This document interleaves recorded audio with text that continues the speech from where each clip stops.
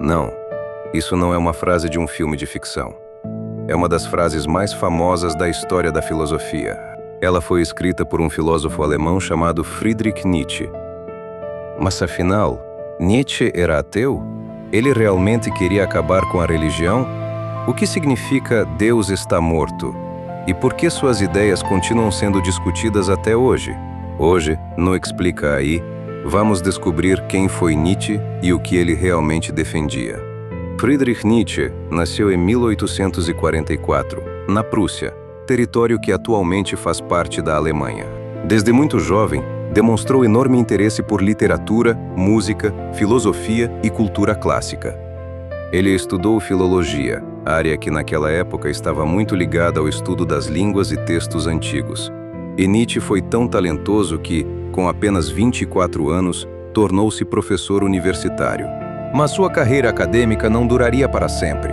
Com o tempo, Nietzsche passou a escrever obras cada vez mais críticas à religião, à moral tradicional, à filosofia e aos valores da sociedade europeia. Entre suas obras mais famosas estão Assim Falou Zaratustra, Além do Bem e do Mal e Genealogia da Moral. Agora chegamos à frase mais famosa de Nietzsche: Deus está morto. Mas existe um detalhe muito importante. Nietzsche não estava dizendo que uma divindade literalmente morreu. A frase é uma metáfora para uma transformação na sociedade. Na visão de Nietzsche, a ciência, o pensamento racional e as mudanças culturais estavam enfraquecendo a influência que a religião tinha sobre a vida das pessoas. E isso criava um enorme problema. Se durante séculos a religião serviu como uma das principais fontes de valores e significado, o que acontece quando esses valores deixam de ser aceitos? Nietzsche enxergava aí o perigo do niilismo, ou seja, a sensação de que a vida não possui significado, propósito ou valores verdadeiros. Para Nietzsche, o niilismo era um dos grandes problemas que a sociedade enfrentaria. Imagine alguém que passa a acreditar que nada tem valor. Nada importa. Não existe propósito.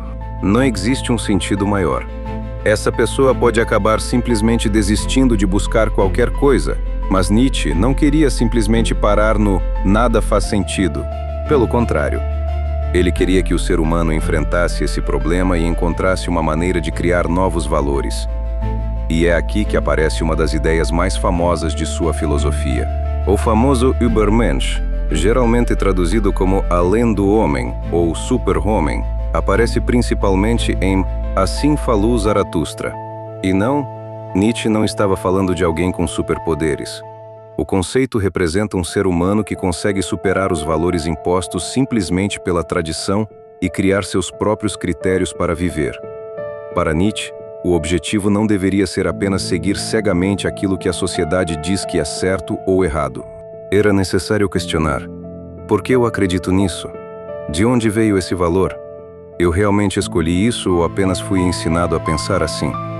O Além do Homem representa justamente essa superação e transformação de si mesmo. Outra ideia importante é a chamada vontade de potência. E aqui existe outro erro comum. Muita gente interpreta isso simplesmente como querer dominar os outros. Mas a ideia é mais complexa.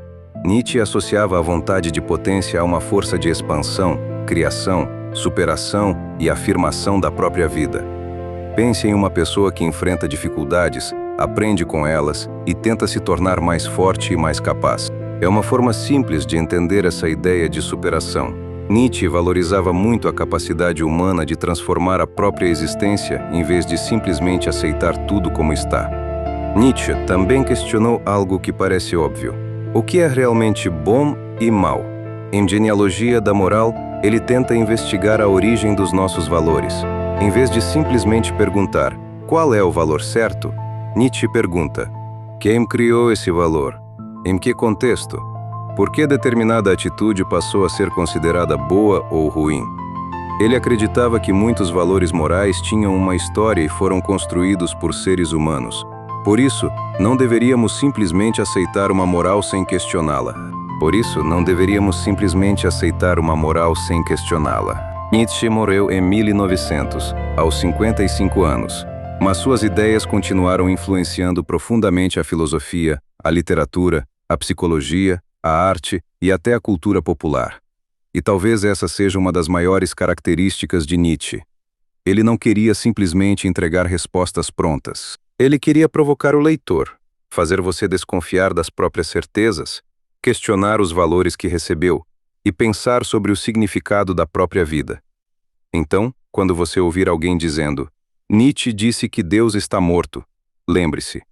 A pergunta mais interessante não é simplesmente, Deus está morto? É, se os antigos valores perderem sua força, quais valores vamos escolher para viver? Esse foi Nietzsche, e esse é o Explica Aí.